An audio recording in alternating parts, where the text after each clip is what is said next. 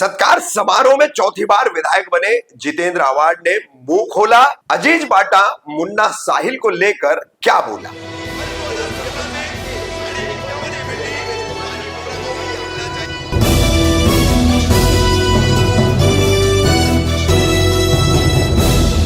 मैं रफीक कामदार हिंदुस्तानी रिपोर्टर में आपका स्वागत है। जीत के जुलूस में होटल साहिल पर रुककर अपने गुस्से का इजहार करना और वो बात शहर में चर्चा का विषय हो जाना, क्योंकि चुनाव के दरमियान मुन्ना साहिल एक वक्त में विधायक जितेंद्र आवाड के बेहद करीबी, बेहद इनर सर्कल के आदमी विरोध में चले गए और अल्लाह की शान में जितेंद्र आवाड ने गुस्ताखी की है, ऐसा आरोप लगाया। दूसरी तरफ अजीज बाटा ने नतीजे के ही दिन रात को प्रेस कॉन्फ्रेंस लेकर 23 नवंबर को एक्शन का रिएक्शन होगा इसे चेतावनी दी और भी कई बातें कही। उलमाओं समेत मतदाताओं को भी अजीज बाटा ने लताड़ा। बहरहाल इन बातों का जवाब अपने पार्टी संगठन द्वारा सत्कार समारोह के कार्यक्रम के दौरान कैसे दिया, जितेंद्र आवाड ने क्या मुंह खोला, क्या अजीज बाटा और मुन्ना साहिल को लेकर बोला, सुनिए।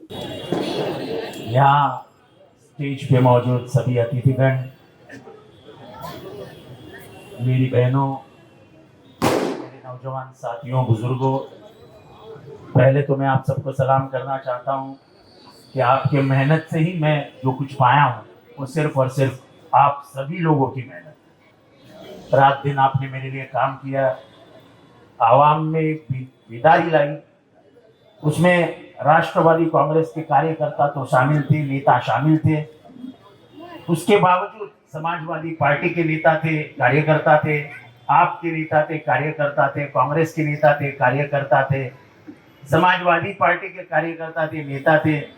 सभी पार्टियां जो हमारे साथ जुड़ी हुई थी इंडिया अलायंस में, वो सभी पार्टियों के कार्यकर्ता और नेता हमारे में शामिल थे और इसकी वजह से तलवा और मुमरा दोनों जगह मुझे लोगों ने वोट दिया और एक अच्छी कामयाबी मुझे दे दी।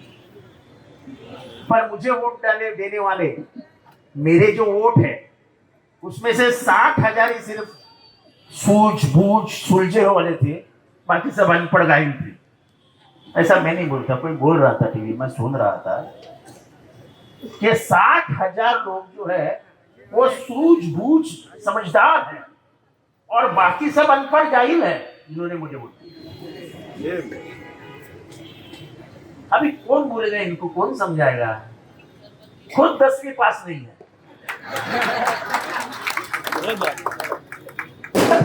दूसरे को अनपढ़ जाहिल क्या क्या बोल रहे हैं। अभी इनको हिंदू वोट बड़ा प्यारा लगने लगा है कि हिंदू ने हमको 30,000 वोट दिया। अरे क्यों हिंदू मुसलमान करते हो भाई? हम बोलते हैं क्या कभी हिंदू ने कितना दिया, मुसलमान ने कितना दिया? हम बोलते हैं भाई कलवा मुमरा से हमको इतना मिला। हम कभी नहीं बोलते मुसलमानों ने इतना वोट दिया, हिंदू ने इतना वोट दिया। मेरी जबान से भी नहीं निकलता है। वोट होता है, वो कोई भी दो, उसको जात का रंग नहीं लगता है, धर्म का रंग नहीं लगता है। चलो बहुत होशियार है, सुलझे है, समझदार है, तो वो कुछ भी बात कर सकते हैं। हम तो अनपढ़ जाहिल है, हमने तो पढ़ाई भी नहीं की है। कल मैंने एक जगह पे कुछ हादसा मेरी जो स्टाइल है वो स्टाइल से देखा।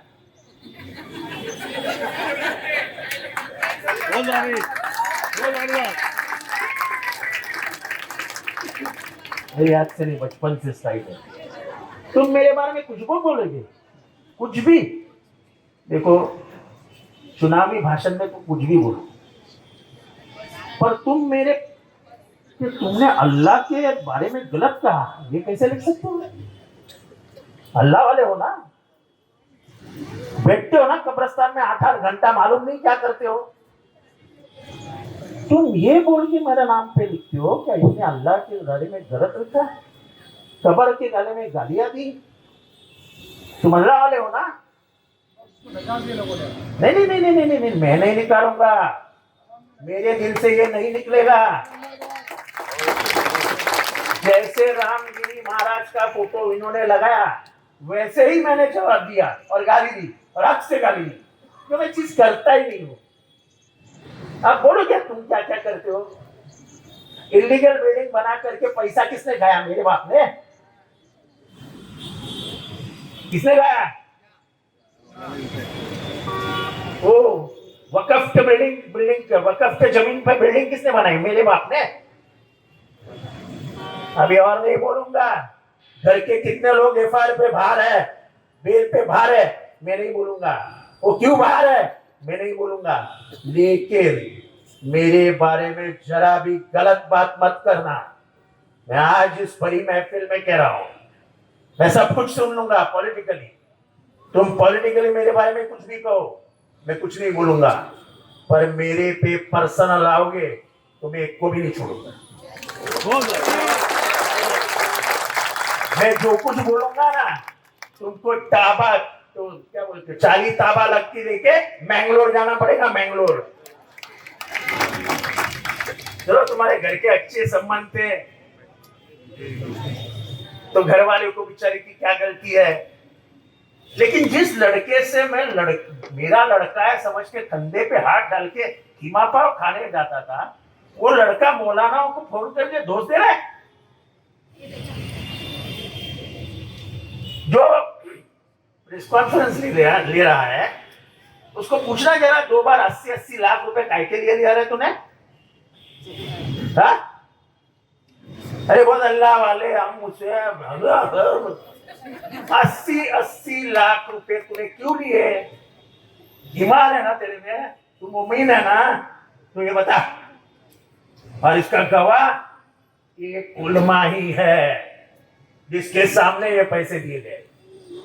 मुझे सब बातें खुलने मत लगाओ।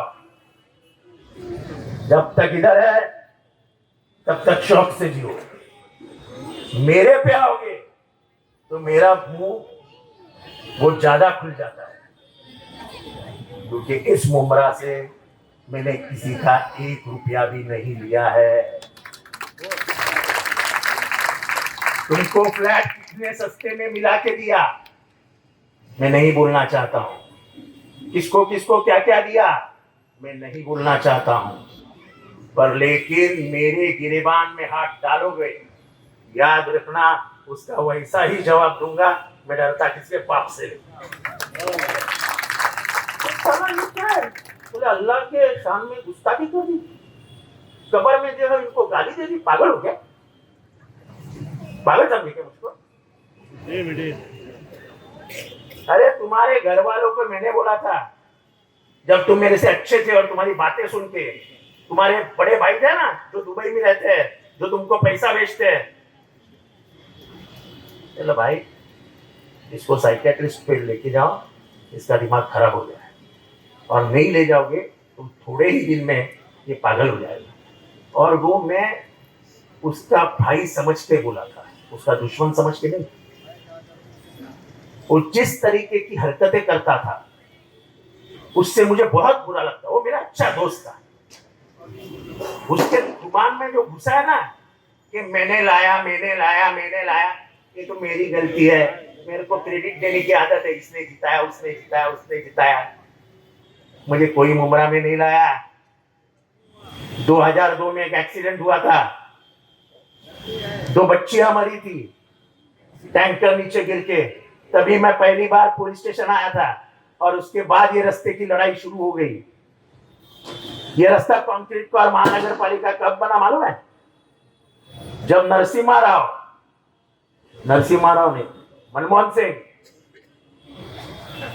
तब के हाईवे मिनिस्टर और शरद पवार की बैठक हुई 2 बजे दोपहर को, और 2:20 पे मुझे पवार साहब का फोन आया कि ये रास्ता कॉर्पोरेशन को दिया गया है, अब इस पे काम करो। ये मेरा रिश्ता इस शहर से। कितने लोगों ने तुम्हारे ही दोस्तों को एटीएस ने उठा के लेके गए थे? किसने छुड़ाया बे? किसने छुड़ाया? जवाब दे उसका। जरा बड़ी बड़ी बात करता है छुट्टा। तो बात तुम पॉलिटिकल मेरे बारे में कुछ भी करो, मेरे बारे में झूठ मत बोलो। मैं कभी भी ईश्वर अल्लाह को गाली नहीं दूंगा, ना देता, कभी दिया ही नहीं, मेरे जबान में ही नहीं आएगा। नहीं, जान दो नहीं। नहीं, वो मेरे को जवाब देना है कि जिसका मेरा मेरा एहसान है, उस पे एहसान है। आज जो घर में बैठे हैं ना, उनको घर में बैठने दो, कहीं बेल ना कैंसिल हो जाए। बस अब शानू भाई ने बोल दिया तो शांत हो जाता। क्या शानू भाई, लोगों को ऐसा लगता है कि जितेंद्र आवाज रहम दिल है, सबको माफ कर देगा, उसकी आदत है, जो भी गद्दारी करता है उसको भी नजदीक लेता है। मेरी वही गलती, माफ माफ करो उसके लिए, मेरी वही गलती। मैंने उन गद्दारों को टिकट नहीं देना चाहिए था, तुम दिया। पर लेकिन जैसे जैसे उम्र बढ़ती जाती है, वैसे वैसा जिसने अपने को दिल से दर्द दिया है, वो दिल का दर्द ज्यादा दुखने लगता है। जिसका घर संसार मैंने बिठाया, अभी जान दो, उसको नहीं आता छोड़ दो यार। जिसकी पूरी दौलत मेरे नाम पे है यार, वो मेरे बारे में बोलेगा। वो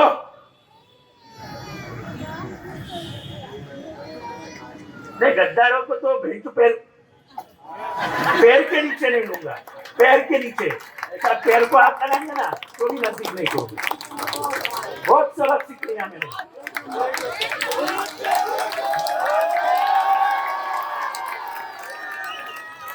बहुत सबक सीख लिया, बहुत सबक।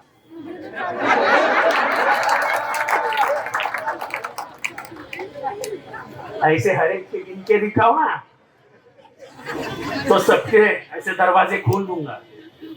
मेरी आदत नहीं, मैं शांत बैठा हूँ।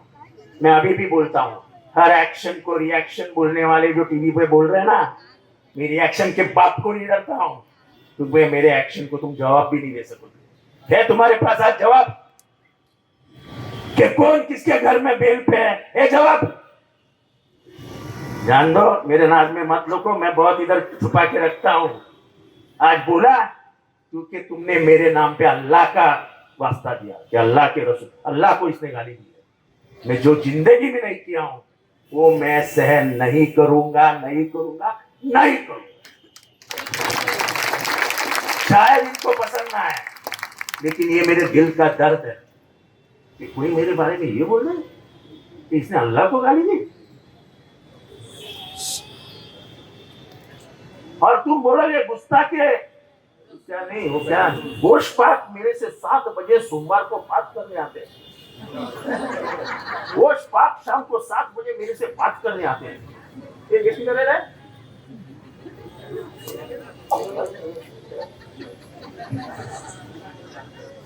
बोले मैं सागर के इधर से चल रहा था, तो बोले 2 मुवक्किल मेरे बाजू से चल रहे थे।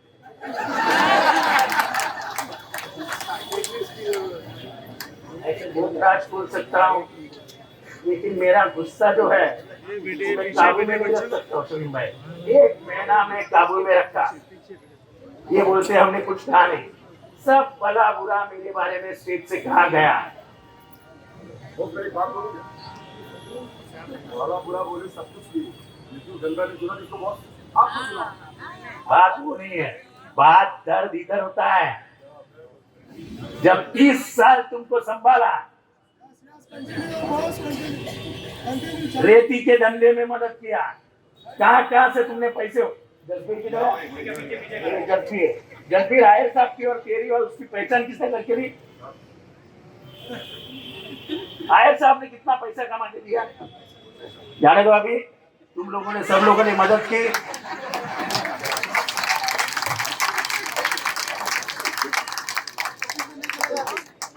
जो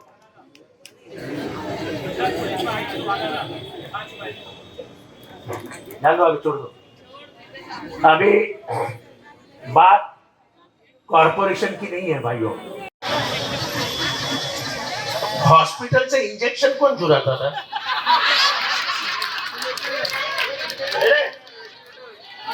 वेंटिलेटर किसने चुराया? ऑक्सीजन मशीन किसने चुराया? और वो जाने दो, सुबह नासिक से जो भाजी आती थी, तरकारी, वो कौन लेके जाता था? ऐसी बहुत बहुत दिल में बहुत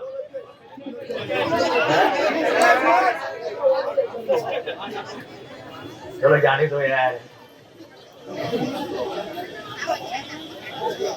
देखो ऐसा है, मेरे गिरेबान में हाथ मत डालो, मैं कुछ नहीं बोलूंगा। तुम मेरे पे कीचड़ उठाओगे तो मैं पूरे कीचड़ से नहला दूंगा। बस हो गया। मैंने पूरा चुनाव तुम्हारा सुन के लिया। अब चुनाव के बाद भी प्रेस कॉन्फ्रेंस करोगे तो मैं आवाम का, मुमरा के आवाम का तहे दिल से शुक्रिया अदा करता हूँ, उनको नमन करके शुक्रिया अदा करता हूँ। कलवा और मुमरा में कोई डिफरेंस नहीं करता हूँ, कोई भेदभाव नहीं करता हूँ कि कलवा के लोग होशियार है, मुमरा के लोग अनपढ़ जाहिल है। मैं नहीं कहना चाहता हूँ। मेरे वोटर है वो सब होशियार है, किसको वोट देना है वो उनका अधिकार है, चाहे वो किसको भी दे। उनको देने वाले जाहिल है, मुझे देने वाले अनपढ़ है। वो मुझे देंगे तो होशियार है, उनको देंगे तो बुद्धू है। ऐसा कुछ नहीं होता है। लोग समझ बूझ के साथ वोटिंग करते हैं, तो मैं ये सब नहीं करूंगा। जिसने भी मुझे वोट दिया उसका भी शुक्रिया अदा, जिसने नहीं दिया उसका भी शुक्रिया अदा, क्योंकि 5 साल में काम करूंगा तो दौसा, कलवा, मुमरा के लिए काम करूंगा। ये जो रास्ता बनाया है, ये जो रास्ता बनाया है कुछ सालों पहले, इस पे कौन चलता है क्या मालूम है क्या? जिसने मुझे वोट दिया वो भी चलता होगा, जिसने मुझे वोट नहीं दिया वो भी चलता होगा। काम तो सबके लिए करना है। चुनाव की 1 महीना सिर्फ अपनी कुत्ते में चलती है, चुनाव के बाद बंद हो जाती है। पर तुम मेरे पर्सनल पे मत आओ। मैं किसी के पर्सनल पे नहीं गया। पूरे चुनाव में इधर सब पत्रकार खड़े हैं, एक बार भी मैं किसी के पर्सनल में गया? एक बार भी मैंने प्रेस कॉन्फ्रेंस में कुछ बोला किसी के बारे में? उनकी हर प्रेस कॉन्फ्रेंस होती थी मेरे बारे में, उसका जवाब भी नहीं दिया। जो शख्स मेरे खिलाफ करा था, आज नहीं, कल नहीं, अगले साल भर भी उसका नाम नहीं लूंगा। मुझे नाम लेने का ही नहीं है, मुझे नाम लेने का ही नहीं है। मैं मेरे काम से जवाब देता हूँ। और जो बोलते तुमने 15 साल में क्या किया, जरा लोगों से जाके पूछो, लोग जवाब देंगे। और ये तो अच्छा हुआ कि कलवा में तुमको एकनाथ शिंदे का आशीर्वाद और साथ मिल गया है, वरना जो समझदार और सुलझे हुए लोग थे ना, वो तुमको दिखा देते 5000 में इधर भेज देते। ये तो खुद एकनाथ शिंदे को लाके खड़ा दिया।